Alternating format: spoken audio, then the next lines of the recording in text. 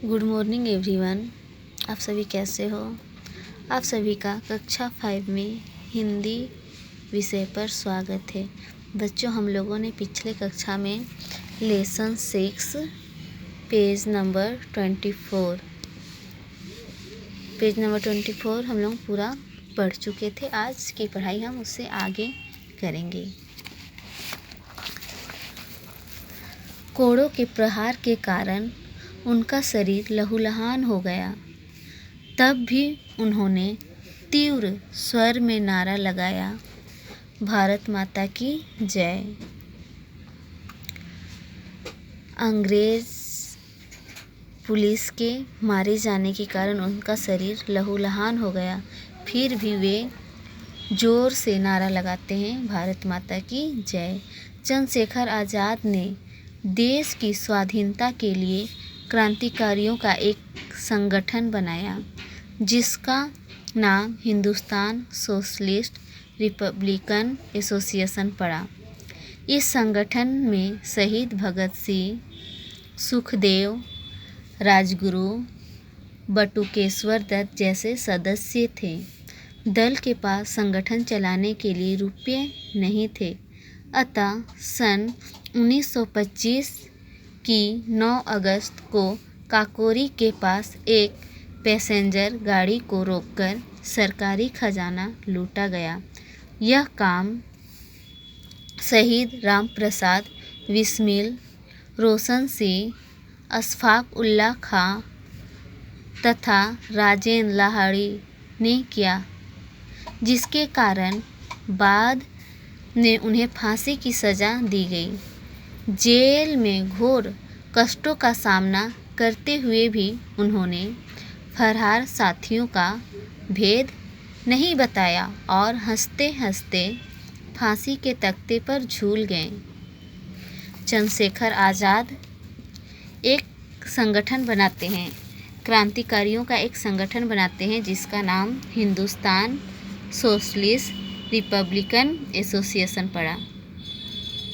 इस संगठन को चलाने के लिए उनके पास पैसे नहीं थे, जिस कारण वे सरकारी खजाना लूटते हैं और सरकारी खजाना को लूटने का काम शहीद राम प्रसाद बिस्मिल, रोशन सिंह, अशफाक उल्लाह खां, राजेंद्र लाहिड़ी और बहुत सारे हैं जिन्होंने ये काम किया। इन तीनों को खजाना लूटने के कारण फांसी की सज़ा दी गई। जब ये जेल में थे तो इनको बहुत सारे संकटों का सामना करना पड़ा, फिर भी ये अपने फरार साथियों का नाम नहीं बताते हैं और हंसते हंसते फांसी के तख्ते पर झूल गए। साइमन कमीशन का विरोध करते हुए पंजाब केसरी लाला लाजपत राय को अंग्रेज पुलिस ने लाठियों से इतना पीटा कि कुछ ही दिनों बाद उनकी मृत्यु हो गई। इससे पूरे देश में आग भड़क उठी। इससे राष्ट्र का बहुत अपमान हुआ था।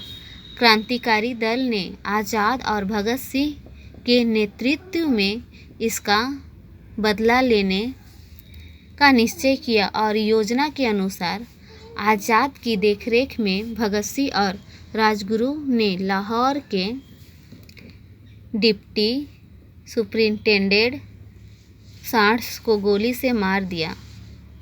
यह घटना सितंबर 1928 की है। जब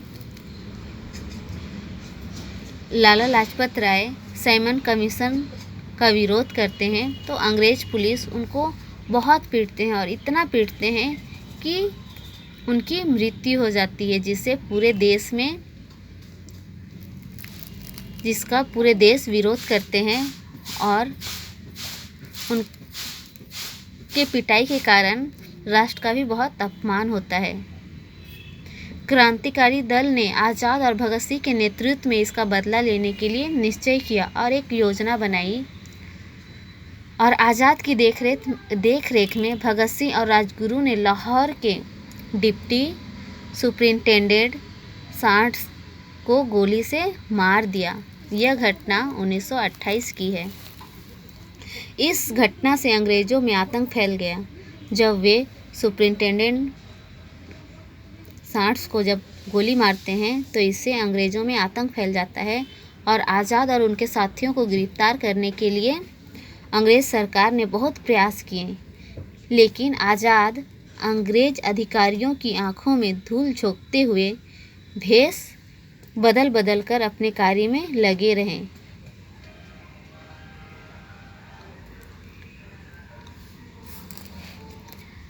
चंद्रशेखर आज़ाद को पकड़ने के लिए और उनके साथी को पकड़ने के लिए अंग्रेज़ सरकार बहुत प्रयास करता है, किंतु चंद्रशेखर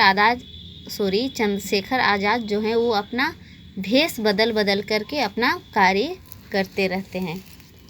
असेंबली में बम फेंकने पर भगत सिंह और बटुकेश्वर दत्त को गिरफ्तार कर लिया गया।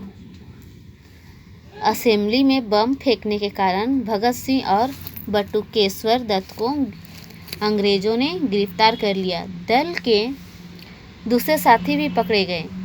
अदालत के सामने उन्होंने जो बयान दिया उनसे सिद्ध कर दिया कि क्रांतिकारी दल का उद्देश्य डाके डालना और दूसरों की हत्या करना नहीं बल्कि देश को स्वाधीन कराना है, और इसके लिए वे हंसते हंसते घोर यंत्रणाओं को सहने और सहर्ष फांसी के तख्ते पर भी चढ़ने को तत्पर हैं। दल के संगठन के लिए चंद्रशेखर आज़ाद प्रयाग गए।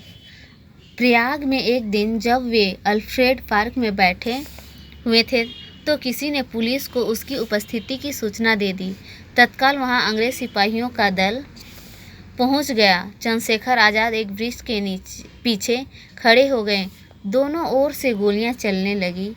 आज़ाद की गोलियों ने कई सिपाहियों को धूल चटा दी।